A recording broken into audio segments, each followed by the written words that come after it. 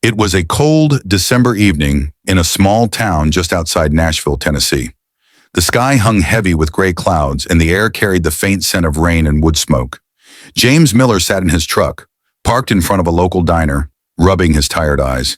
He'd just finished a 12-hour shift at the construction site, his hands sore and calloused, his heart even heavier than his body.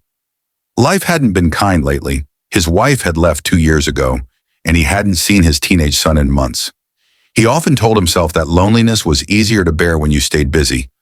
But that night, as he watched people laugh through the diner's fogged-up windows, something in him ached deeply. Just as he was about to start his truck, a knock on the window startled him.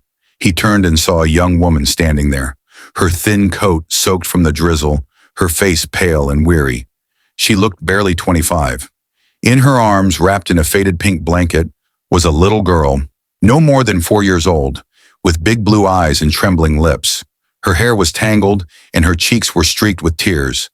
The woman hesitated, then spoke softly through the glass, her voice trembling.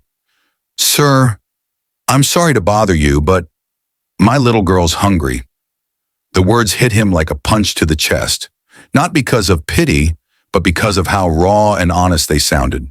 There was no pretense, no manipulation, just truth, a mother's desperate truth. Before continuing the story, if you believe in kindness, second chances, and helping others when they least expect it, please like this video, comment, "I believe in good hearts," share it with your friends, and subscribe to our channel. Your support helps us spread more powerful, life-changing stories like this one. James blinked, unsure what to say. He'd seen people asking for help before, but this was different. Something about the little girl clutching her mother's neck, whispering softly, "Mommy, I'm so hungry," broke something inside him. He rolled down the window. "Get in," he said quietly. The woman froze, uncertain, then nodded slowly. Inside the diner, the warmth hit them like a blessing. The waitress, a cheerful woman named Clara, raised an eyebrow when she saw James walk in with the soaked strangers. "Table for 3, she asked, her tone curious. James nodded. The woman kept her eyes on the floor as they sat down. Her hands shook as she unwrapped the little girl's coat. The child's clothes were damp and thin, her tiny sneakers torn at the sides.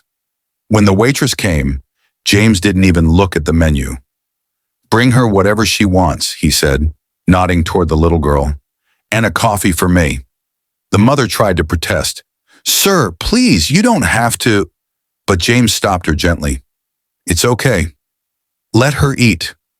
The little girl's eyes widened as a plate of pancakes, scrambled eggs, and bacon arrived.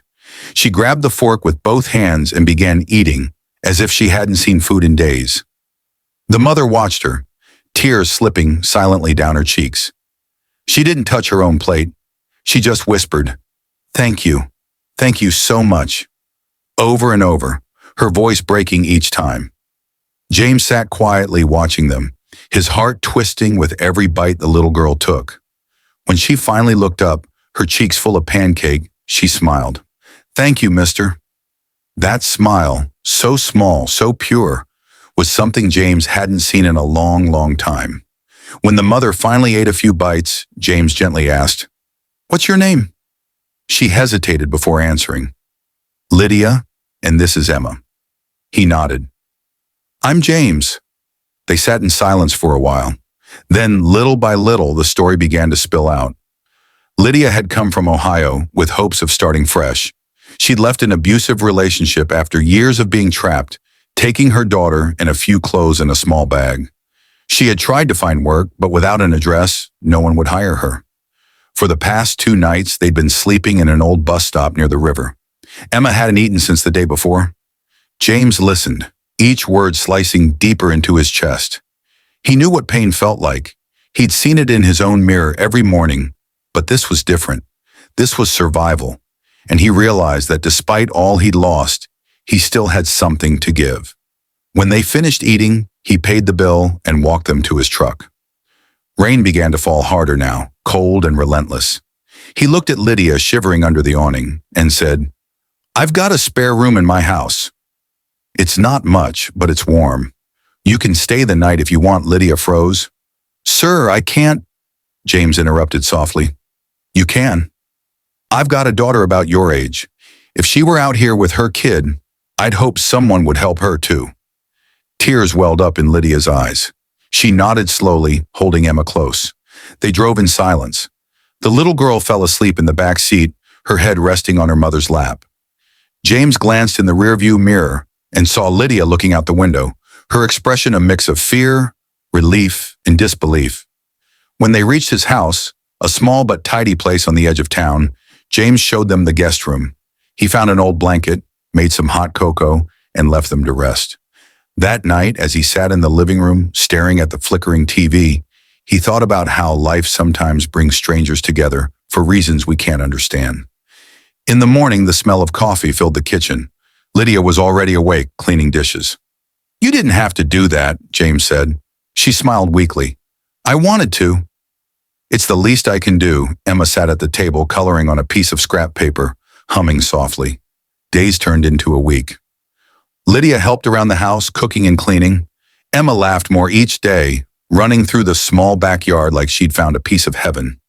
James hadn't heard laughter in that house since his wife left. For the first time in years, it felt like a home again. But things weren't easy. Lydia still needed a job. James tried asking around at his work site, at local diners, even at the grocery store. One afternoon, he found out the local bakery was hiring part-time help. Lydia applied, and after a short interview, she got the job. Her first paycheck was small, but the pride on her face was enormous. I can start saving, she said, her eyes lighting up. Emma and I can finally get our own place. James smiled, but inside something ached. The idea of them leaving brought an emptiness he wasn't ready to face. Over the months, they'd become like family. He didn't just see a struggling mother anymore. He saw strength, courage, and a love so fierce it could move mountains. Then one morning, everything changed. Lydia got a call from Ohio. Her ex had been arrested and charged. She was finally free to rebuild her life without fear. She wanted to move closer to her sister in North Carolina, who had offered them a place to stay. That evening, Lydia sat with James at the kitchen table. You've done so much for us, she said quietly. I don't know how to thank you. James looked at her, his throat tight. You already did. You reminded me what it means to care again. She reached across the table and squeezed his hand. You saved us. No, he said softly.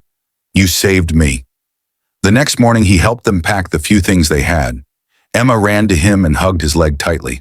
I'll miss you, Mr. James, she whispered. He knelt down, hugged her back and said, You be a good girl, okay? Take care of your mom. When the old bus rolled down the street, James stood there watching it disappear into the distance. The house felt unbearably quiet that night. He walked into the guest room. They'd left a small drawing on the table.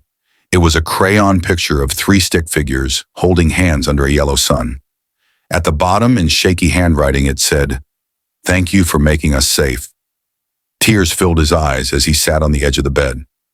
For years, he'd thought kindness was something the world had forgotten, but now he knew it still existed, in small moments, in selfless acts, in the courage of a mother who asked for help when she had no other choice.